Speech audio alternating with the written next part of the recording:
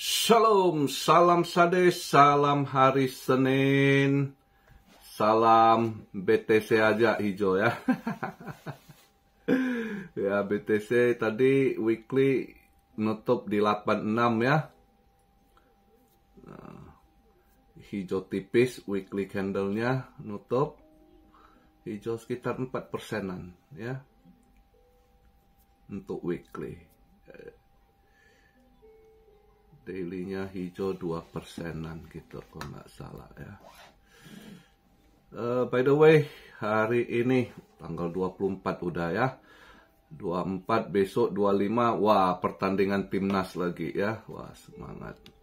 By the way, market ini sekarang saya buat video posisi market cap naik 1,9%, yaitu di 2 triliun,82 billion ya.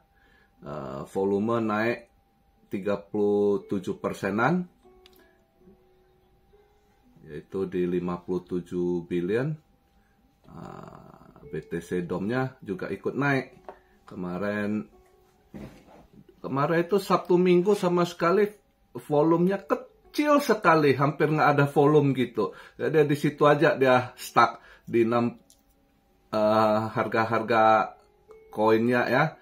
839, 834, 838, terus 84, 1, 842, gitu-gitu aja di situ-situ. Kan? Dan BTC DOM-nya ya stuck juga di situ 60,6, nggak naik nggak turun. Nah, begitu pagi ini mau tutup weekly disorong nutup ke 86, ya baru BTC DOM-nya naik. Ya, naik ya altcoin-nya nggak bersahabat. Ya, BTC yang naik, nah kelihatan juga dia punya altcoin season kemarin di 21 drop balik ke 17 kan, walaupun dia fear and greed naik 31, nggak ngaruh, altcoin tetap ya nggak gimana performnya ya. Ya Ethereum ada naik lah 1,2%-an. Kemarin di 1900 sekian, sekarang 2000. Ini saya buat video BTC di 86.754. SRP $2.44. Solana agak naik dikit, ada naik sekitar 6%-an ya, di 138.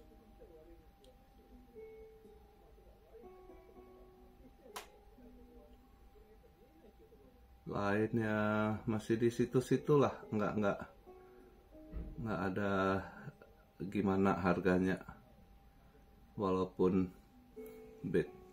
BTC naik ke 86 sekian ya dari harga 84. Ini kemungkinan BTC disorong ke 86 juga kayaknya makan short dia. Banyak yang nge-short juga ini. Ya. Jadi saya rasa nih ini temporary aja hijau.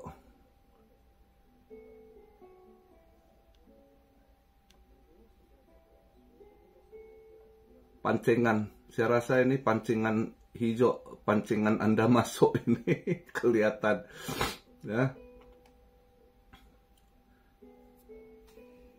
Dan kalau kita lihat event hari ini sama minggu ini ada lumayan event juga, GDP ya sama PCE ya. Untuk Senin ini hari ini saya belum masuk karena agak ragu, belum kelihatan ini hilalnya istilahnya, jadi nggak masuk dulu, lihat dulu lah ya. Kalau hari ini dia jam 9.45 waktu Eastern Time, waktu New York, itu S&P Global Manufacture PMI ada turun dikit ya, tapi Global Service PMI-nya naik dikit, tapi saya rasa kemarinnya 51 Kemarin kalau nggak salah minggu kan udah 51,2 ya. Ini kok dia ini agak di setel juga 51, terus forecastnya 51,2. Jadi kalau yang global manufacture PMI-nya drop, service PMI naik sedikit.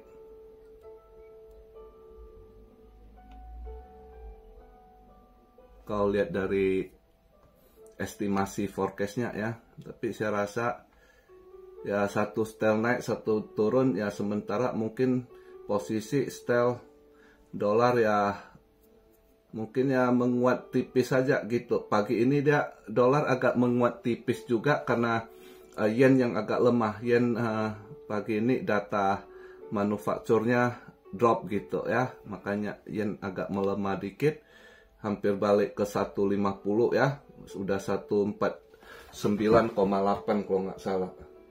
149,8, hampir 150, agak rada melemah yen. Jadi muka market Asia hari ini dolar agak menguat.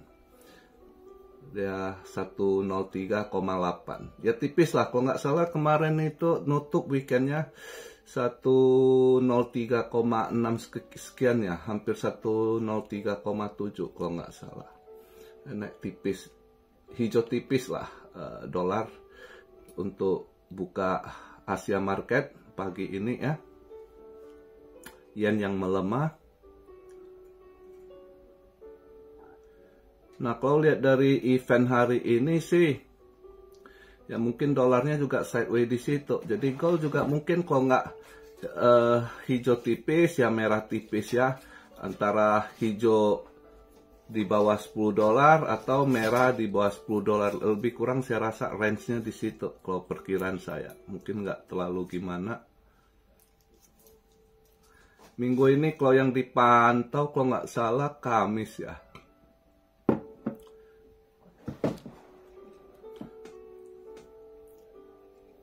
Kamis dia GDP itu kalau nggak salah. Ya, Kamis GDP. Nah, ini GDP-nya anjlok lagi nih. Kalau lihat forecast-nya. Drop dia.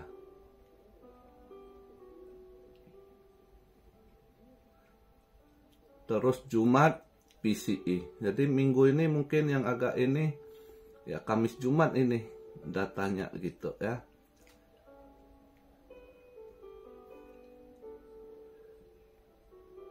Jadi ini saya rasa market pancingan atau ya bandar ini nutup weekly hijaunya nanti dibuat merah lagi ini pancing masuk aja, kelihatan sekali untuk hari ini gitu.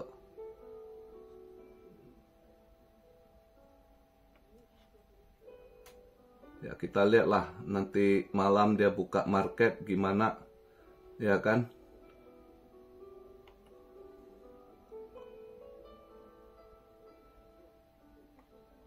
Kalau eventnya itu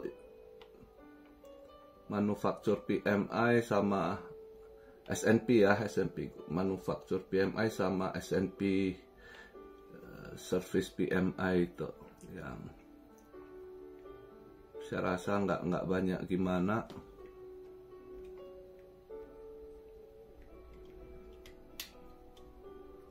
Altcoin nggak gimana perform sih, gua rasa nggak terlalu gimana untuk hari ini ya.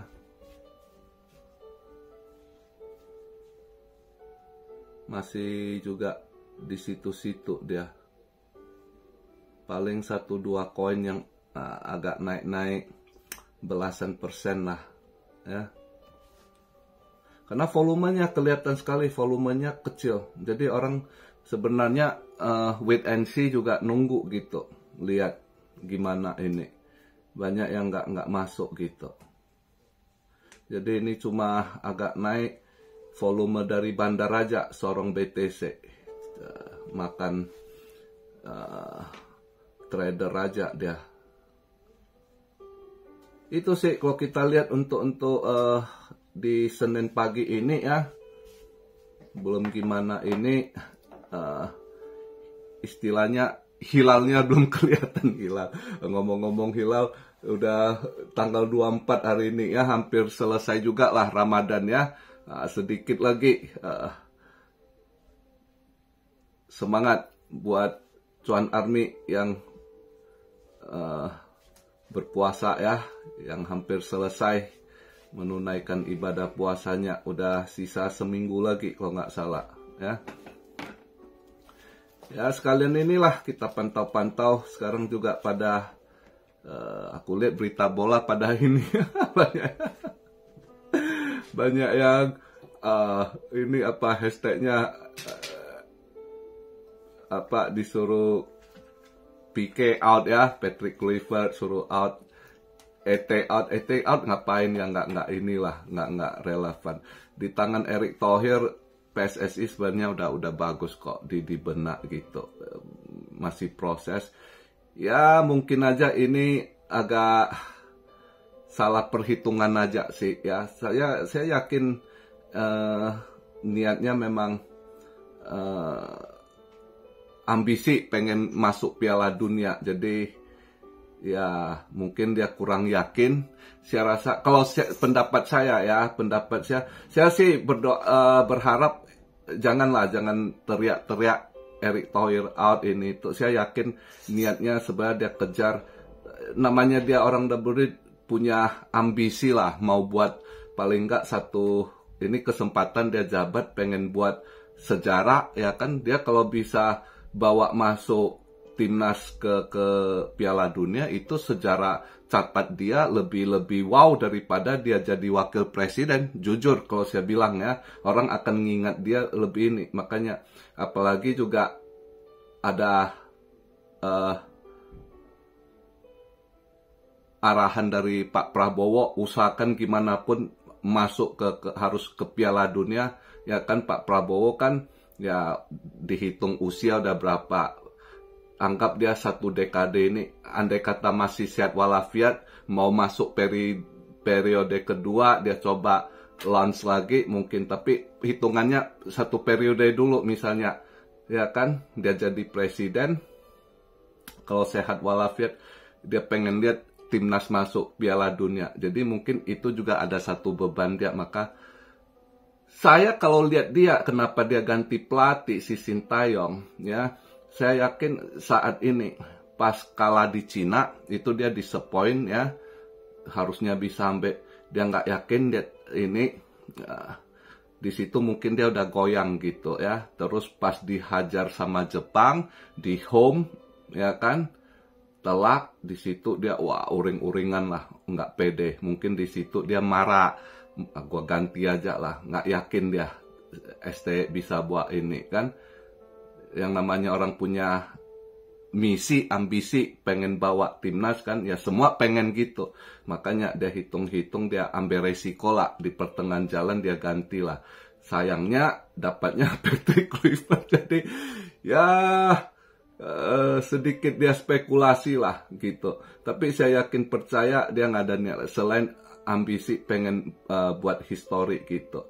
Tapi secara overall ya, kalau ini banyak yang STY back juga ya, belum tentu STY bisa bawa pas juga sisa pertandingan ini gitu. 50-50, cuma ya karena udah lebih dia kelola, lebih ngerti. Tapi kan nggak ada yang garansi. Siapa yang berani garansi di tangan STY pasti masuk ya? Nggak juga, tapi dia usah ya, namanya semua inilah. Cuma kalau saya pribadi ya, nggak bagus, nggak elok juga kalau mereka minta Erick Thohir ini. Karena saya lihat dia bangun sepak bola Indonesia udah on the track gitu. Lihat lebih long term ya. Andai kata sial-sialnya memang gagal ke timnas, saya rasa kasih kesempatan Erick untuk bangun timnas. Kalau pribadi saya gitu. Ya, kasih dia kesempatan karena saya lihat dia bina-bina yang bawa, sistem dia bangun gitu ya, pondasi dia bangun udah on the track. Jadi jangan juga gara-gara timnas nanti semuanya rusak gitu, ya kan? Setitik nila rusak susu sebelah nggak? Karena saya lihat dia bangun dari timnas cewek itu lagi di ini kelola juga pembangunan generasi muda gitu kan? Itu udah sebenarnya on the track bagus, ya kan. Lain nggak ada ini, cuma ya kalau dilihat ya kesan spekulasi, namanya manusia ada spekulasi, punya ambisi, pengen agak instan kejarnya masuk ke Piala Dunia, salah perhitungan istilah, ya kan. Ya, ini udah salah perhitungan jelas-jelas, ya kan. Ada yang bilang panggil balik STY belum tentu, panggil balik gampang terus belum tentu ini juga. Dana dipikir, baru pecat STY itu udah bayar penalti, itu udah duit gede. Nggak mungkin ini nanti dia mau pecah ini berapa orang, itu duit untuk kemana lagi, itu kan biayanya gede, buang-buang duit yang lebih ini lagi kan. Jadi saya rasa agak bingung juga dia hitung-hitung sekarang. Jadi ya biarkan dulu lah ya, kita dukung doa, mudah-mudahan besok Bahrain harus dilumat dulu, ini harus menang. Bahrain kalau menang kita masih ada harapan gitu ya, di 3 lah play. Untuk 2 agak sulit lah ya, agak sulit. Udah kalangan Australia dibabat gitu, nanti hitungan-hitungan skor juga kayaknya sulit lah. Tapi kejar di tempat 3 masih sangat ini, tapi harus menang gitu lawan Bahrain. Lawan Bahrain, lawan Cina itu harus menang. Lawan Jepang belum tentu ya. Juga Jepang duluan masuk. Ini Jepang buat sejarah juga. Untuk pertama kalinya nomor 1 dari semua kompetisi yang udah duluan langsung udah aman, langsung masuk ke Piala Dunia itu Jepang gitu. Tapi bukan berarti mereka akan santai leha-leha nanti lawan. Mereka akan fair play. Mereka juga anggap latihan. Jadi mereka akan serius main juga. Bukan berarti nanti terakhir nanti jumpa Jepang ngangkang kaki kasih timnas tembak, nggak bakal. Karena orang Jepang mereka junjung fair play gitu. Ya, mereka nggak akan main mata juga. Paling kalau dia mau agak main mata mungkin dia tahan draw. Itu udah, kalau dia tahan draw udah bagus. Tapi kalau dia tetap buat skor juga, ya wassalam. Ya kan? Makanya game Bahrain Cina ini harus menang itu 2 game untuk mau ambil posisi di 3 atau 4 gitu. Itu sih kalau saya lihat. Ya, semoga ya Cuan-Cuan Army walaupun kalah 5-1 kesel, tapi janganlah suruh Erick Thohir out, saya rasa nggak relevan. Kita harus lihat secara besar gitu, jangan karena dia lagi bangun timnas, saya lihat sulit. Sekarang kalau mereka teriak-teriak, Anda mau temukan siapa yang bisa bangun dari siapa calon lagi. Banyak juga nggak punya kemampuan jual kecap gitu. Begini, begitu. Banyak di Indo tuh banyak yang jago teori, prakteknya itu yang jarang yang pinter eksekusi teori. Tapi buat saya, Erick Thohir ini masih sangat relevan, masih sangat bagus untuk membangun sepak bola Indonesia. Ya, dari usia dini muda. Satu lagi, buat pecinta timnas kalian yang harus jaga timnya Sisi ini, saya lihat ada future. Tim yang diasuh sama mantan asisten Sintayong yang botak, Nova tuh ya, saya lihat pemain-pemain yang dididik udah on track juga gitu. Jadi itu bagus, itu bisa tuh generasi ke depan. Justru saya lihat yang kemarin under 20 main mereka agak no hope untuk ngelanjutin nanti ke timnas senior. Justru saya lihat kalau di tangan si Nova ini dia didik begitu terus bagus anak-anak ini, justru anak-anak ini yang lebih mencondong, saya yakin lebih banyak, lebih prospek ke depannya untuk masuk timnas senior gitu.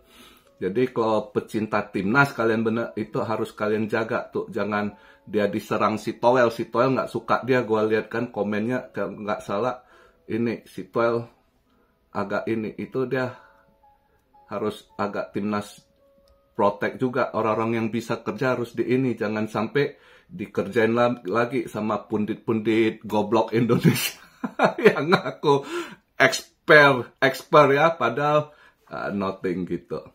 Sulit majulah bola Indo. Bedanya gini, saya kasih cerita ya. Di Indo itu kenapa apa-apa juga susah maju. Dari tukang kritik, komentatornya aja udah nggak berkelas, cuma pinter cuap-cuap, bukan ahlinya gitu. Ya. Di Jepang ini saya kasih tahu tiap olahraga itu atletnya, legend-legendnya yang ya udah tua, yang panggil gitu. Mereka di TV, di ini, mereka beri komen, oh harusnya begini, ini si Anu mainnya harus gini. Itu dia kasih masukan, bukan kritik yang nggak jelas-jelas, oh parkir motor, oh taktik begini, bukan gitu. Di sini kamu lihat, pertandingan boxing, itu expert boxingnya, bekas atlet boxingnya ada nama juga ya. Di sini banyak gitu. Baseball, nanti di TV Anda lihat, dia panggil senior-senior yang udah go internasional, yang wow di Amerika, misal baseball ada Matsui, ada Ichiro, ya kan, siapa itu mereka yang di televisi ada satu komentator, terus pembawa acara, nah ini atlet mereka kok. Jadi itu juga masukan. Jadi atlet-atlet ini yang dengar juga, oh ini senior kasih masukan ini, harusnya begini, taktik kita begini. Di sepak bola juga begitu.